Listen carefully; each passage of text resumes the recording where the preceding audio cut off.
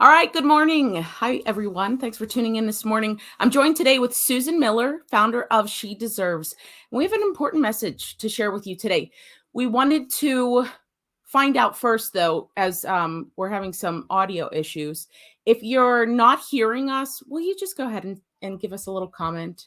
And then we'll know whether to proceed. Otherwise, we'll reschedule. We want to make sure you can hear this important message that we have to share with you today. So, what we want to talk about is She Deserves and the message behind it, how it started, why it's so important, and what you can do.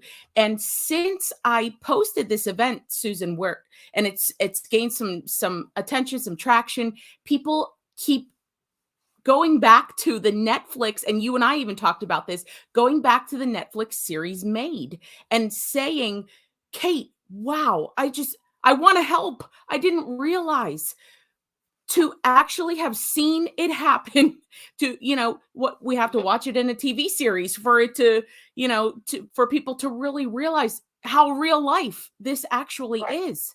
So we're going to do our best with our audio connection here. I have you audio connected with my cell phone. I'm going to hold it up here to my mic, and we'll do the best we can. But if you would tell us about how this all got started, and we want to eventually tie into how can we help. Okay. This all got started. Well, I have my own story. I had a very abusive first marriage. Tried to get out several times. Very limited resources. There were resources to help me get safe, but there wasn't anything sustainable to help me keep going. And I did not have friends. I got out on my own. Mhm. It was a tough struggle. I don't need to go into detail of my story, but I have some experience. I had to do something to help up. I knew I wasn't the only one. Right.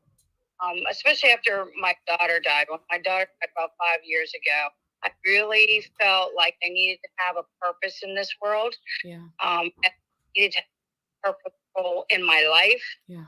So that's why I decided to move forward with this organization and share my experiences so that women can know that they are not the only one. Yeah. They can learn my experiences and move forward too.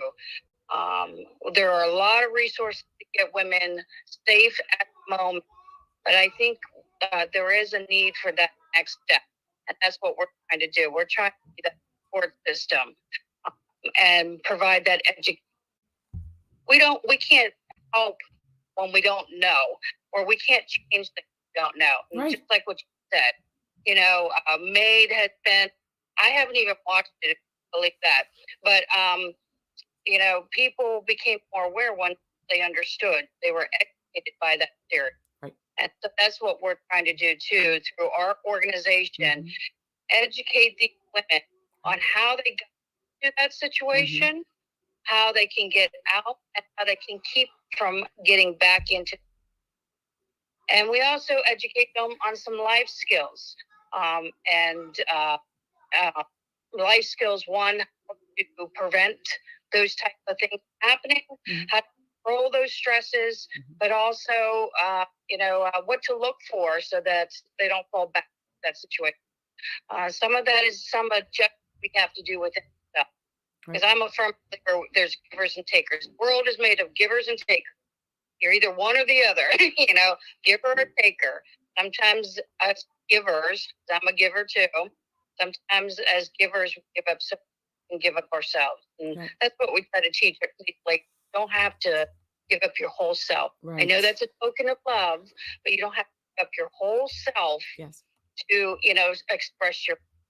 And those are just some of the things, because the goal is to make them sustainable, so that they can stand on their own and not be back into that situation. Because these type of situations affect some, like we guys talked about in that series, it affects the children, and it affects as a community. When we have individuals that are suffering that way and they can't get on their, because they don't have the education or the understanding, knowledge to make the strain on our community. So that's what we're trying to make those changes, and provide those resources and education so we can make those changes and give people the opportunity to help individuals that are suffering in that way. There's suffering going all around every single day. Are we paying attention to it? I think we do, but this is one type of suffering that's happening within the community, and we're just trying to provide opportunity for the community to get involved, and make those changes so that we have a better place to live for ourselves and our children. Yeah. We talked about this too. People don't realize all the different types of abuse that exist. So just like in a series, and I know you said you didn't see financial abuse. So, you get into a relationship situation and you become financially dependent on someone. Maybe you're out of work at the time. Maybe education is the factor. Maybe children have played into it. COVID could have even played into it. And then you have a situation where you're relying on someone else, and then that situation turns physical or whatever the case may be, and here you are stuck, and they're holding things over your head. You can't leave. You don't have any money. You can't leave. They would never give you the kids. You can't leave. You don't have anywhere to go. All of these, and then that psychological abuse and all of this plays in and ties in together. And I think the biggest message is you're not alone. This happens to all walks of life. This isn't just, and we touched on this too in our call previously. This isn't just people who don't have an education. This happens to people who have a doctorate. This happens to, it runs the gambit. It can happen to anyone. And that feeling of stuck happens for no matter what. Even if you have a great degree, and even if you are the breadwinner, it doesn't have to be the result of financial abuse. You get into these relationships, and a lot of times you just feel like like quicksand. You just can't get out, and you need that structure and that support system. You need somewhere to go. You need to know, where can I turn? Who can actually help me? I know that, and we said this, there are bigger organizations and they get inundated because they're well known. People go to them automatically. But there are smaller, groups that are coming together and working to help do these specific things. And it's important that people know about those resources too, and that they get the word out. So, we can funnel some of the overflow to other groups. That's really important. And I think that, getting the word out is huge. I think you touched on some great points. I mean, the abuse, the list of abuse is, and the new abuse coming up, and sometimes it's even combined. Yes. The clients we work with, it's a combination of financial abuse, mental abuse, or financial abuse and physical abuse. What it always comes down to, someone is forcing their will on, or that person. They're forcing what they want with no consideration or care for what that other person needs.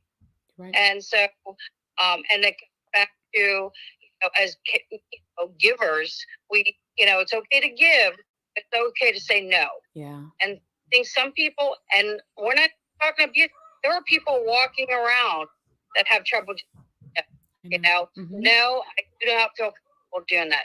No, I do not want to do that because this is what I need. And some people have trouble saying that. No, I can't do that because this is what I need. And that's not fine with what I need. Right. Yeah. Some people have trouble identifying what they want. That's what we do in organizations. We really sit down, and it's so fun. 99% of cases that we work with, when I ask the person, what do you need? What do you want to be happy in life, have peace? Yeah. Not just what you want, but to have peace. They break down crying. They don't know. They don't know. They have no idea. So we have to go through that process and start figuring that out. Sometimes they've lost themselves so much that they have forgotten who they are. They're not in touch with what they need or what they want anymore. So we got to find that person again. Yes. Sometimes it goes back to finding that person before they met the abuse. Yeah. And we have to start there. Remember Right. that time when you were happy? Let's go through some pictures and find that happy. And sometimes it's in high school, sometimes it's when they were in college. Maybe it was just before that, and then we tap to that, and find that person again. But that's that, like I said, there's a lot of resources out there to get them safe. We need them.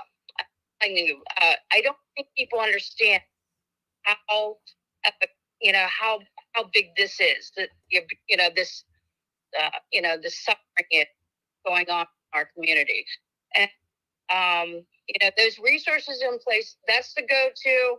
All the other organizations are referring them to, Mm-hmm. and it wasn't until our recent case that I understood that how big this is. Right. So it was one of our previous clients contacted us and said, would you consider this case? She's wandering the streets in the cold with 2 children. One of them is an 8-year-old Down syndrome little girl. Would you consider this case? We don't do emergency housing, So no, and she begged me. She says, guys, I know can help her. Would you consider this case? So I talked to her a little bit, and I could tell she was a very smart woman. She's a hardworking woman. She just couldn't understand. Been homeless for 14 years with this man that he was with because he can't figure out from being homeless. He just can't figure it out. So I could tell that if she just taught that, she just give her the tools that she right. needs, she would keep them from being homeless. Yes. So I took on but first, before I took on the case, I'm like, okay, well, you got to call this resource. You got to call. Mm-hmm. She broke down crying. She says, I called those places. They don't have but I said, bullshit. That's not possible. BS. That's not possible. So I called. Wouldn't you know exactly what she said? Oh. No availability, no insight. Well, what about tomorrow? Can you take her tomorrow? Yeah. No insight when they take her. Maybe you could call back tomorrow. Maybe we'll have availability tomorrow. Oh. I was floored. I was like, not upset, but just floored in emotion that I could not believe that. And it was a flashback of what I went to. That it was like deja vu. I'm like, oh my God, I have to help this. Yes. Have to. Yeah. So my point is that we accomplished and put everything in place. It made me really check out what resources are out there. Yes. So you got the big dogs. Yes. God bless the big dogs. Yes. And they're doing great work. But this problem is so big that there is an overflow. And that overflow is trickling into smaller underdog, I call them underdog organizations that nobody knows about. Right. And we're a perfect example. We are one of them. Yep. And it took me reaching out to all those underdog resources and saying, situation. And then they said, we're dealing with this every day. Yeah. And they started connecting and figuring out how we can, manage this case together as under. And I'm like, what? But it also took the power of the community. We did so much in 30. We did it in 3 weeks. 3 weeks. We got a hotel, supported, paid for the hotel. We got her in an apartment 1 week. She moved in with nothing but her suitcase and 2 children. We got her furniture. Still working on stuff. That's been a struggle, and that's a whole other show one day. But working on getting her a job. We did all of that in 3 weeks, and that was more accelerated than the services that would have been offered by one of the big dogs because they have so much on their plate. Yes. So much on their plate. Yes. They're that the progress of that case would have been drawn out and gone through this process of trying to help, kind of always in limbo. Yeah. So, that was just an example of one of our case management, and it was a recent one. And I'm a firm believer in energies and things happen for a reason and a higher power. I believe that God put things on my plate for a reason. Yes. And so I really believe that this recent case, the one I did not want to take on, because we don't do emergency housing, came to me for a reason, and that was to make me aware of how big this problem is and the need that there is to have more place to help women. You're right. And men. I was thinking this morning as I was getting ready about what that really is like. It's like a fire drill, but not a drill. It's like a fire. You are leaving sometimes in the middle of the night. You're collecting whatever you can, clothes on your back, kids, whatever, and you are fleeing. You're fleeing before the next hit. Mm-hmm. You don't have time to pack a U-Haul with furniture and all of your life's memories, all, everything that you need. You don't. It's fight or flight. It's safety versus all your possessions. And you have to go. You have to make that decision and commit to it and know that, like people like you and your organization and the help that exists, it will happen. But what a leap of faith. What a leap of faith. And I'm glad you bring that to light because, especially with this case, I can try to explain some of the feelings. I mean, first of all, she left and not like what tomorrow was going to provide. Right. There's no security, no feeling that I felt safe at the moment. Yes. But the entire time I'm working with her and the children, because we keep forgetting about the children. Right. It's that constant feeling of, well, where are we going to go tomorrow? We have something to eat today. What tomorrow? Because I'm hungry now. Yes. And we have a few clothes here, but we don't have a way to wash. So what are we going to wear? All the little things. You're right. But more importantly, and even if I provide them with that moment, there's the fear of it's going to find it. Yes. Constant. Yes. Because it finds us to be really mad. Yes. I have to keep reassuring children that we're here to stay. Mm-hmm. We're here to keep safe. And we're going to show the way so that you guys can continue to be safe with or with. Right. Because we're going to die strong. Yes. We're going to make you children. We're going to make your mom stronger. We're going to learn the ways. Right. You're going to stay safe. Yeah. And that's one thing that I like about it too, was, and I remember putting out this message among supporters. There are so many ways to help people, and all the typical organizations give money. We don't want your money. I don't get this. We don't want your money. Be aware of what we have going on, because when that woman furniture and had nothing but her soup, she didn't even have drink glass. She didn't have silverware. These are all the little things that we take advantage of. Right. And I said to my supporters, I want you to go in your basement right now and look around and see what actually. And then I want you to ask, do you really need that? And they all said, oh. I said, what are you saying for? They go, I don't know. Yes. Who needs it? Right. And I'm like, we all do this though. I know it. And so those are great ways to help. It's just be aware of the people that are suffering next door to you within your community, and just be aware and jump in. It's like if the house burns and holding the fire out and someone else to hold the hose, you're going to jump in that hose to help them to put that fire out. Right. Kind of like the same concept. We got a lot going. Every case is different. Yep. And you do because we can sit down and different. We're not just funneling people through. Right. And providing this personal list of resources. Say, here it is. Have a nice day. Right. Right. Yes. We're sitting down with each one of them. Yes. And setting them up for success. And understand dealing with physical and financial. These are, first of all, let's go through those first. Right. Because that off your. I want you to express your feeling about that. Right. Is it anger? Is it hate? Let's get through that. Right. Get that off your chest. we can move forward. Right. And we start the healing process. It's a lot to unpack, and it takes a long time. It doesn't, it doesn't happen overnight. It takes a lot of telling your story over and over, and having a community. I think it's important. We had the Me Too effort, and you and I talked about this.